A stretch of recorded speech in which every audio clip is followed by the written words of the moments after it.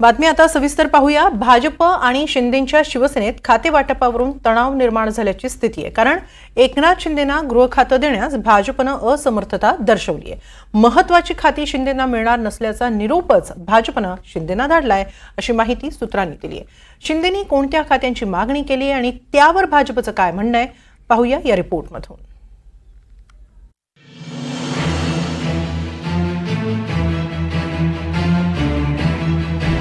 काही खाती मिळणार नसल्याचा निरोप धाडला। भाजप शिंदेंमधला तणाव वाढला।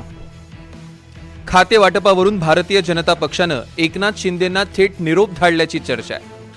भाजपनं गृह खात्यापाठोपाठ ऊर्जा खातंही शिंदेंच्या शिवसेनेला देण्यास विरोध केल्याची माहिती सूत्रांनी दिली आहे। 23 तारखेला विधानसभा निवडणुकीचा निकाल लागला।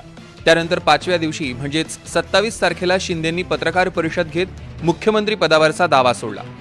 पण या बदल्यात त्यांनी भाजपकडे काही सन्मानजनक खात्यांची मागणी केली आहे। यातली पहिली मागणी होती ती अर्थातच गृह खात्याची। पण गृह खातं हे मुख्यमंत्र्यांकडेच राहील अशी भूमिका भाजपनं घेतली आहे। एकनाथ शिंदे ऊर्जा आणि जलसंपदा खात्यासाठीही आग्रही आहेत। पण आता ऊर्जा खातंही मिळणार नाही असा स्पष्ट संदेश शिंदेंना देण्यात आल्याची माहिती आहे।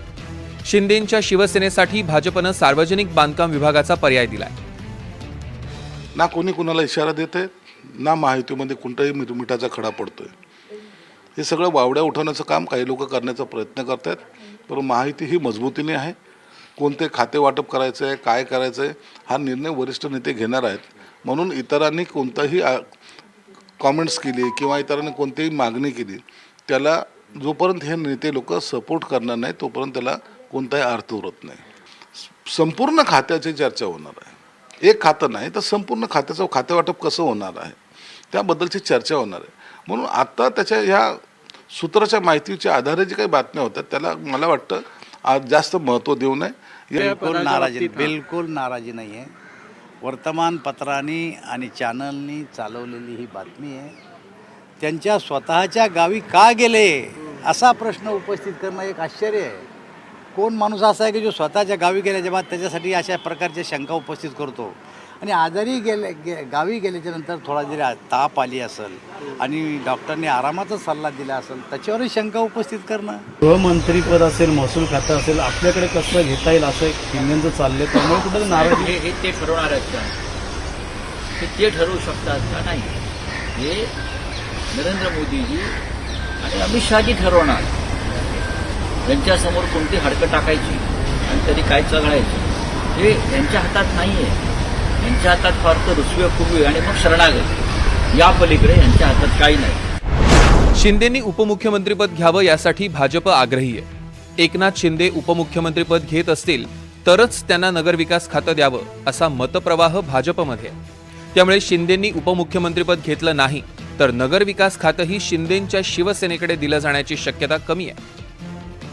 नेमकं शिंदेंची भूमिका काय असेल आणि बहुधा त्यांच्या एकंदरीत त्यांच्या सहकाऱ्यांच्या बोलण्यावरून असं दिसतंय की त्यांना वेगळी काही भूमिका घेण्याची इच्छा दिसत नाही। फक्त त्यांचा हट्ट हा गृह खात्यासाठी दिसतोय आणि गृह खातं अतिशय कळीचं आणि महत्त्वाचं खातं आहे आणि नेहमी आघाडी किंवा युतीमध्ये ते सहयोगी पक्षाला देण्याची पद्धत असल्यामुळे आणि मागच्या सरकारच्या कालावधीत ते भाजपा या सहयोगी पक्षाकडे असल्यामुळे शिंदे यांच्या गटाकडून त्या खात्याची मागणी होती आहे, परंतु बहुधा भाजपाला हे खातं त्यांना द्यायचं दिसत नाही।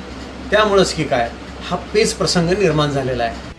5 डिसेंबरला नव्या सरकारचा शपथविधी होणार आहे। एकनाथ शिंदे आपल्या मूळ गावी असतानाच भाजप प्रदेशाध्यक्ष बावनकुळेंनी ही तारीख जाहीर केली। त्यामुळे ही तारीख शिंदेंना विश्वासात न घेताच जाहीर केली आहे का? आलात तर तुमच्यासह, नाही तर तुमच्या विना शपथविधी करू असा अप्रत्यक्ष संदेशच भाजपनं शिंदेंना दिलाय का, अशी चर्चा सुरू झाली आहे। Bureau report, NDTV Marathi.